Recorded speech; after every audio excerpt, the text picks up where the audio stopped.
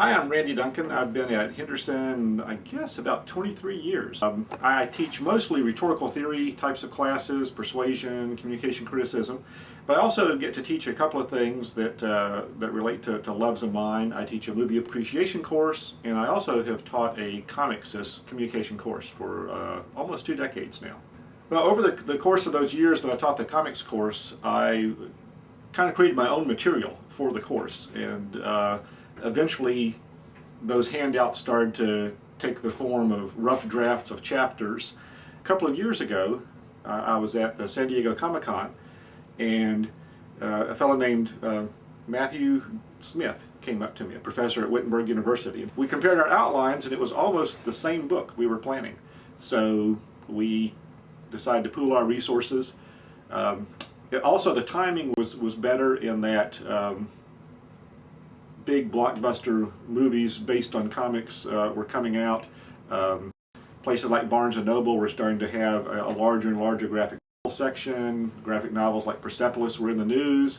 We see the textbook not only serving that basic intro to comics class, but being a gateway to all the important academic work that's been done out there. So I think you could say pretty much everything significant that had been published about comics up to 2007 at least is probably mentioned in the book.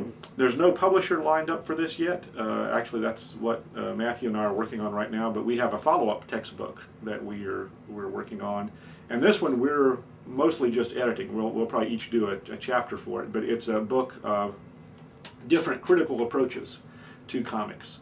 So there's someone, for example, who is an expert on comics journalism, who's looking at comics as journalism. There is someone who has taken an ethnographic approach to comics. One person that looks at the ethnography of production and issues of representation of different minorities in comics. Another person that looks at the ethnography of audiences and how comics are received and the whole concept of fandom. And so we're going to have about 20 people that we've got lined up so far that are like the top researchers in the comics field that are going to be in this anthology book. So www.powerofcomics.com. It's a nascent website that we hope will grow as more people use the book. It's a site where we're going to put some resources up. There's already some things there that we had to cut from the book because our publisher had word count limits on us. But also people who use the book are going to share their exercises and ideas and feedback at that site. So we hope it'll be a nice resource for comic scholarship in general, not just support for our book. Comics Club at Henderson has been around probably about 15 years or so.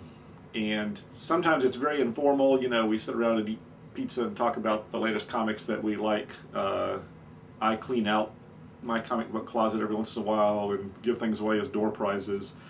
We've done some public service kinds of things in the past, some fundraising things for charitable organizations, and really when Dr. Travis Langley became the co-advisor, he kind of kicked us into higher gear of doing more research-oriented things, partly coming out of his psychology and comics class, and finding the money to take pretty large groups of people to cons such as the one in San Diego or the one in San Francisco.